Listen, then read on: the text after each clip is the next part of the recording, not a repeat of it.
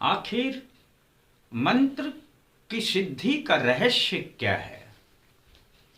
आपको कई बार आप जहां पूछते हैं वे अपनी अपनी विधि से अपनी बातें बताया करते हैं।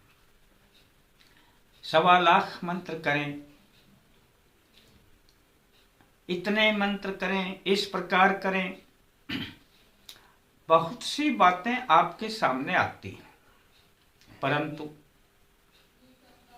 क्या 1.25 मंत्र करने से मंत्र सिद्ध होता है? क्या मंत्र काम करने लगता है? आज इसी बात पर थोड़ी चर्चा करेंगे और बताएंगे कि वास्तव में मंत्र सिद्धि का रहस्य क्या है।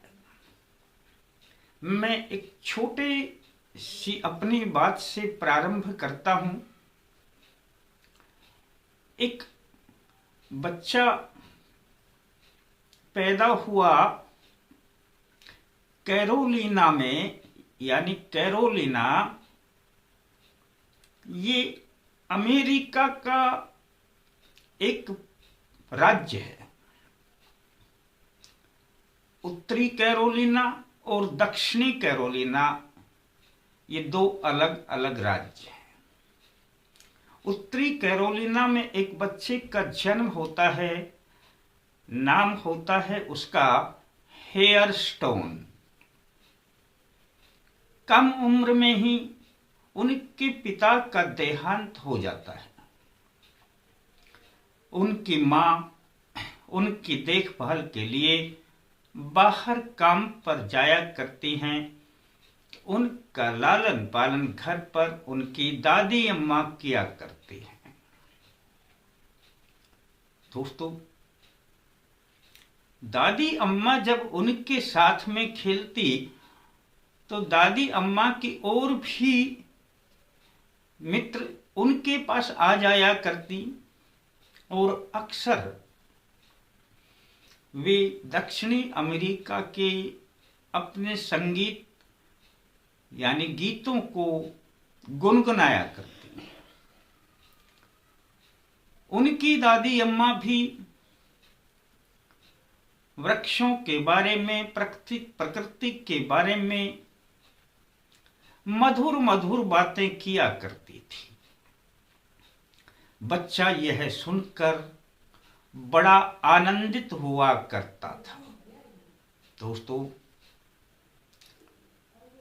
बच्चे को जो सिखाया जाता है बच्चे के पर वही छाप पड़ती है।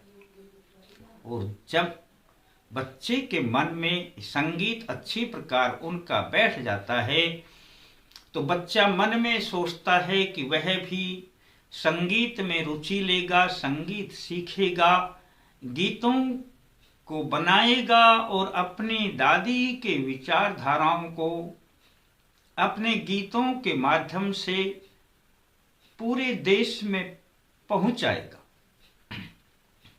ऐसा सोचकर जब बच्चा स्कूल जाता है तो बच्चा स्कूल जाने के बाद जब वापस आता है और उसको जो समय मिलता है तब उसमें वह अपने संगीत का अभ्यास किया करता है। दोस्तों, धीरे धीरे करके वह बच्चा अपने गीतों के गायन में, गीतों के बनाने में, गीतों के कंपोज करने में माहिर हो जाता है। परंतु वह नीग्रो जाति से था, यानी उनका रंग काला था। अब लोग भेदभाव से उसे देखते और उनके संगीत में कोई रुचि न लिया करते थे। परंतु उन्होंने अपना अभ्यास न छोड़ा। वे इसकी परवाह न करते कि मेरा रंग क्या है या लोग मुझे किस नजरिए से देखते हैं। वह सिर्फ अपना अभ्यास करते, नए नए गीतों की कंपोजिंग करते, अपनी एक मंडली तैयार की और वे मंडली के निर्देशक बन गए। और दोस्तों, धीरे धीरे करके जब उनकी आवाज का पता चला तो एक कंपनी ने उन्हें अवसर दिया उनके संगीत को प्रस्तुत करने का। और जब उन्होंने अपना संगीत प्रस्तुत किया तो उसके बाद उन्होंने पीछे मुड़कर नहीं देखा और वह अपने इस कला में इतने पारंगत हो गए कि दुनिया भर में उनका नाम हुआ। हेयरस्टोन के नाम से वे प्रसिद्ध थे। अब जब उनके पास साक्षात्कार के लिए लोग आते तो उनसे पूछते कि क्या आपका जो ये रंग का भेदभाव है इसका असर आप पर आया या नहीं आया, आपको ऐसा लगा कि ये रंग मेरे कार्य में रुकावट है। तब हेयरस्टोन कहने लगे कि रुकावटें तो रुकावटें थी और बराबर रुकावटें बनी रही। कोई मुझे पसंद ही ना किया करते थे, ना मुझे सुनना, ना मुझे देखना, ना बात करना। लेकिन उनकी रुकावटों से होता क्या, मैंने तो अपने संगीत को अपने हृदय में बिठा लिया था और मैं संगीत से ही प्यार करने लगा था। मुझे बाहर के लोगों की कोई परवाह ही नहीं थी कि लोग क्या कहते हैं और मेरे बारे में क्या सोचते हैं। दोस्तों, 1901 में उनका जन्म हुआ और 2000 में वे मृत्यु को प्राप्त हुए। पर 99 साल जो वे जिए, वे अपनी कला के साथ में वे बड़े खुश रहते थे। पर मैं ये सब बात आपको क्यों बता रहा हूं?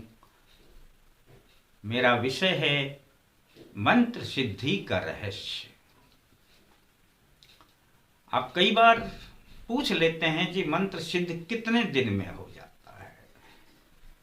आज मैं ये इस कला के माध्यम से आपको बता रहा हूं कि जो उनके पास कला थी और कोई ये पूछे कि मैं कला में माहिर कितने दिन में हो जाऊंगा, तो दोस्तों यह कला के साथ में नाइंसाफी होगी।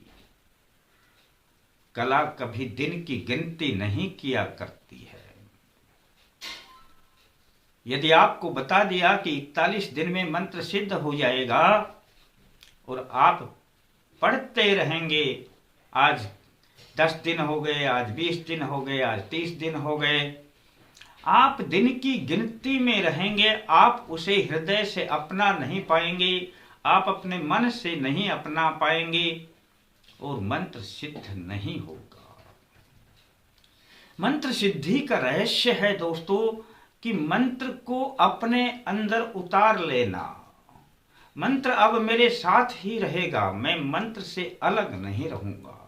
जिस प्रकार कोई भी एक कलाकार अपनी कला को अपने हृदय में उतार लेता है, वो अपने से उसे अलग नहीं समझता है,